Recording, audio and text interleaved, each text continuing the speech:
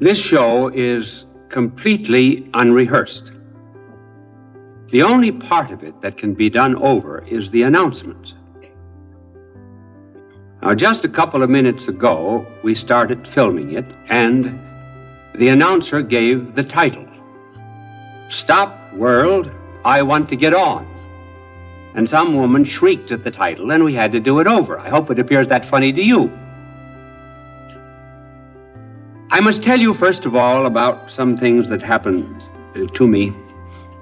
I was preaching not very long ago, and I noticed down in the front pew a mother with a 3 or 4-year-old boy, and she was trying to keep him very quiet. But after I had talked for 15 minutes that must have seemed 15 hours to him, he tugged at his mother's sleeve, and he says, "Mommy, is it really that hard to get to heaven?" And another little boy, when he went to confession, he had in the back of his mind the commandments. And he could be heard going through the commandments in one fashion or another. And then after he had named them to himself, then he would begin the confession of sins. And he was saying, "No strange gods before me." No, I didn't adore any strange gods.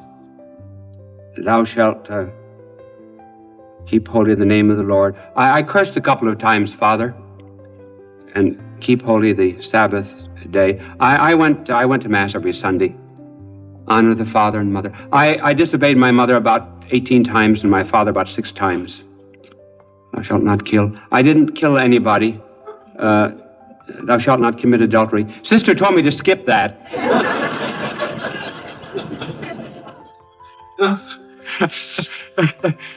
I remember going into one classroom and saying to a little boy, "Tell me what you have to do to get forgiveness of sins." He said, "You have to sin first." Well, you heard the title. The title was actually inspired by a show that was here on Broadway a few years ago. "Stop, World, I Want to Get Off." Now we're changing that to "Stop, World, I Want to Get On." Why are we changing it? Obviously, "Stop, World, I Want to Get Off" is because people are just sick of living. Our point is that perhaps never before were men so concerned with the world as they are at the present time. It has always been a concern, of course. Remember Shakespeare? All the world's a stage, and men and women merely actors. They have their exits and their entrances, and one man in his time plays many parts.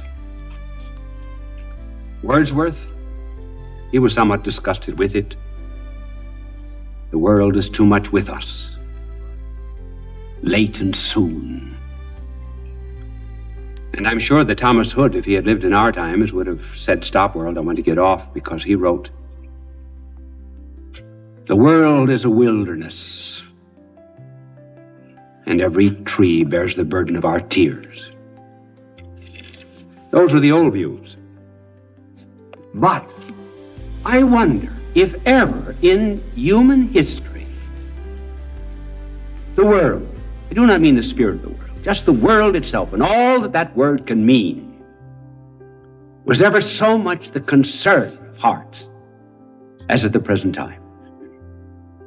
Just let me give you some examples of how the world has been discovered, why it is a concern. First of all, our age has discovered humanity.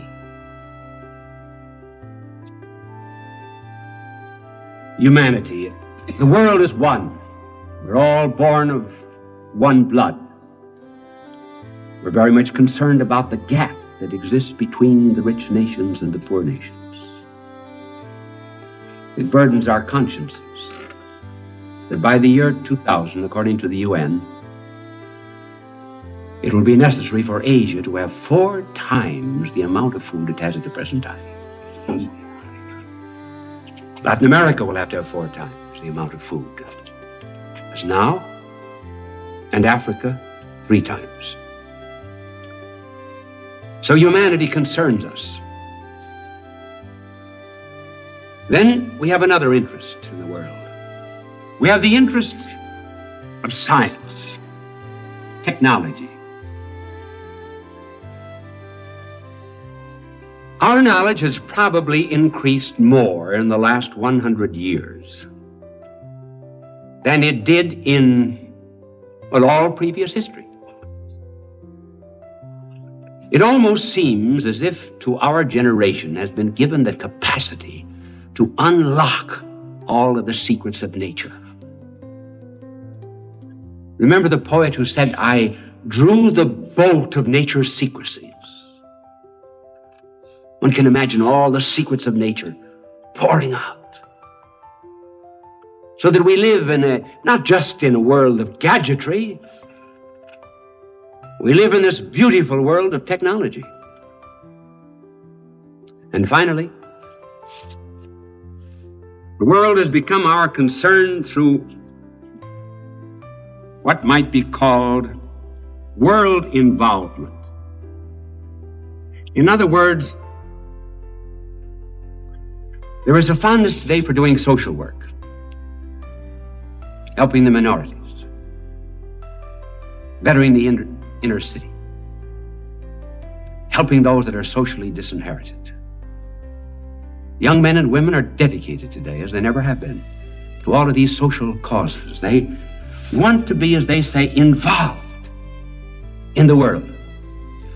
I remember during the council, I was waiting one day for the bus that took us to the council, and I saw a street cleaner in front of the hotel where I was staying, and I went up to him and I said, "How long will you work today?" He said, 12 hours. "What time did you get up?" He said, 4 o'clock this morning. And I said, "What is your duty?" He says, "Nothing but just sweeping the gutters." About a mile of gutters here in Rome. "How much do you earn?" He told me it was really a trivial wage. I said, "Tell me your philosophy of life." And he said, "You're going to the council, aren't you?" "Yes." "You're going to make important decisions for the church and the world." "Yes." He said, "But if I clean my gutters with a greater dedication than you do that work, the Lord is far more pleased with me." That's right. He saw that we have work in the world, and it can be a dedicated and divine and holy work. Now, this is the good side. There's a kind of a bad side to this, too. I'm going to mention it for just a few minutes, and then I'm going to get back again to the good side. This concern with the world is called secularism. Its bad side is that some would like to do away with the divine and the sacred. We've had a series of thinkers in our day that believe that in order to uphold the world, one has to destroy the divine. That's one of the reasons, incidentally, for the God is dead movement. These poor thinkers believe that in order to make room for the world, you got to get rid of God. Bultmann says in order to make room for the Christian message, you have to get rid of the historical Christ, practically. And we have the author of Secular City. He practically identifies the secular city and the kingdom of God. And even in the field of religion itself, today the holy are on the defensive. This world spirit has gotten hold of us to such an extent that many do not like the holy. I may tell you that it's gotten so bad that when any of you people see us priests on our knees, you ask us if we lost our contact lenses. Well, that's enough of that. So now let's get back to the good side of the world.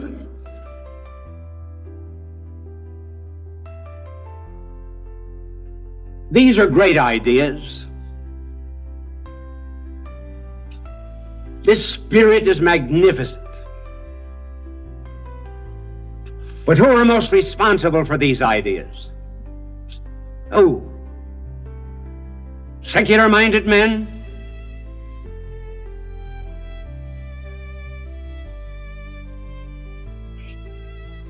I will not give you the three names at once. First one was John the 23rd. Who did more for our love of humanity today than this man? Who? August Comte, with his supposed love of humanity, never wrote a line comparable to John's love of the poor. He opened the council, brought the world into it. Protestants, Orthodox, Buddhists, Hindus, communists, everyone was welcome. As one poor workman said about the Vatican one day, he's not interested in politics at all, except in as much as politics is related to us poor people. That's right. He was the one who made the world conscious of the love of humanity, even when, for example, we used our science to send an astronaut around the earth. Because I remember when that happened, John the 23rd quoted the book of Genesis and said, God said, rule over the earth and subject it. He saw this young American astronaut as indicating the great scientific progress of mankind.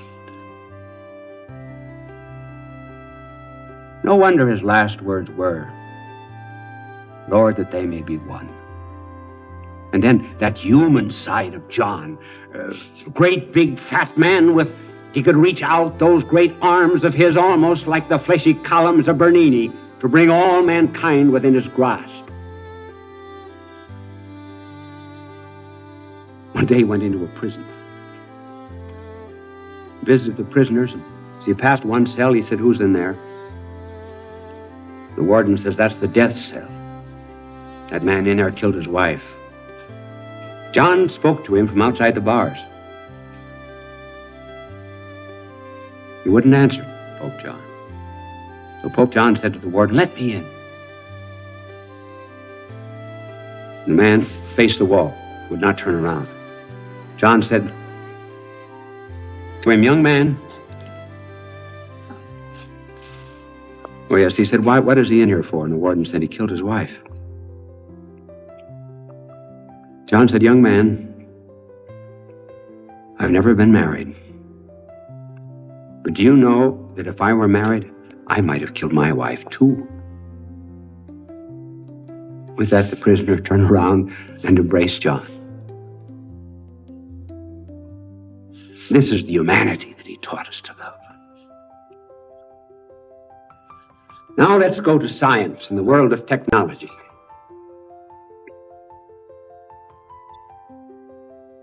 Who has done most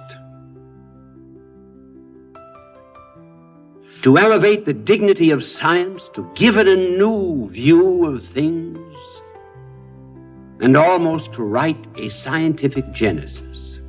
Who? Teilhard de Chardin.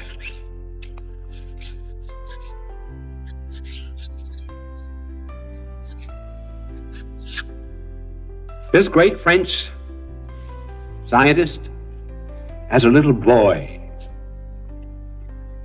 was interested in rocks. And he was interested in rocks somehow or other because he saw the creative hand of God inside of the rocks. He grew up with a great devotion to what was the favorite devotion of his mother, called the Heart of Christ, but he got quite beyond the pious conception of his mother.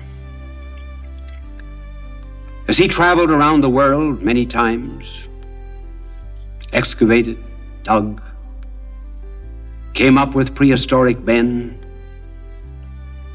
was inducted into the great scientific academies of the world, there was one great notion that obsessed Teilhard. It was the notion of an arrow being directed toward its target. First of all, there has to be a mind that directs that arrow. And there has to be a target fixed before the arrow is ever shot. Let that arrow stand for the evolution of the universe. And he believed in the evolution of the universe. But it's working toward a target.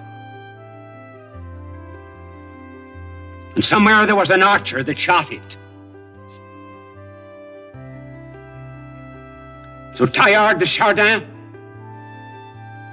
saw the whole universe ablaze with Christ. All things were made by the power of his word. All things were for him. And so deeply did this embed itself in the scientific concept of the universe that one day in the Gobi Desert, he could not read Mass. And he wrote this prayer. Since I, your priest, O Lord, have this day neither bread, nor wine, nor altar, I'm going to spread my hands over the entire universe and take its immensity as the matter of my sacrifice. Is not the infinite circle of things the ultimate host that will be transformed? Is not the seething crucible wherein mingle and boil up all the operations of living and cosmic substances the chalice of pain that you desire us to sanctify? So let there be repeated again today and tomorrow and forever, until the transformation shall have been exhaustively effected in the divine words, this is my body. I wish I had other texts, time, but I have only 4 minutes, to develop the thought of Teilhard. I might someday give his whole theology of science. But here was a man who brought science into the forefront of modern thinking for all men who love the world, because when this cosmos was sacred, and just as John saw Christ in all humanity, here was a man who saw Christ also in everything that was scientific and cosmic. And finally, who gave us world involvement? A Lutheran minister, Dietrich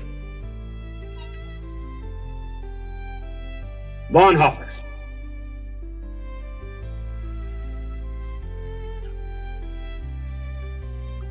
Dietrich Bonhoeffer, a brilliant young man who said, I would hate to live to be 40, and he never did. Was invited here to America to give lectures. He said, this is not my place. With the Nazi persecution going on, I must go back again to Germany. He resisted the Nazis and was put in prison. And just as John saw Christ in all humanity, Teilhard de Chardin saw Christ in the cosmos, so Dietrich de Bonhoeffer saw him involved in everything that was worldly, every kind of social service, in law, in medicine, in everything. He mentioned a couple of words that have been taken up by people who live by quotations. He spoke of a religionless religion, which unthinking people translate into a philosophy of life. By religionless religion, he simply meant that it shouldn't be too churchy. In other words, that the church had become involved. Here are his exact words as he was in prison. Just as in Christ the reality of God entered the reality of the world. That was the incarnation. So too that which is Christian is to be found in the world, the holy in the profane. So I would not speak of God on the borders of life, but at its center, in its life, in its prosperity. God is the beyond in the midst of life. And Christians must participate in the sufferings of Christ in this worldly life. And so he said that you never can look at the world without God, and you never can look at God without the world. This was his notion. And he died for it. And on April the 9th, 1945, the Nazis came. Do I have 20 seconds or a minute and 20?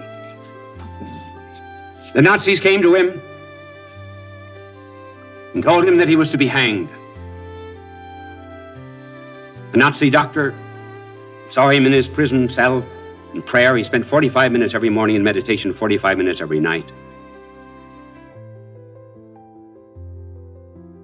He was led to the gallows. The gallows swung 6 o'clock on that April 9th morning, 1945. And the doctor who attended him said, in all of my 40 years of medicine, I have never seen a man so calm, so resigned, and so submissive to the world of God, to the will of God. This was Bonhoeffer, the real Bonhoeffer. And so the world is a great and a good place to live in. But who made it? God is dead men? No, to make room for the world. These are the men who made the world. And the world is worth living in, and the world is worth saving.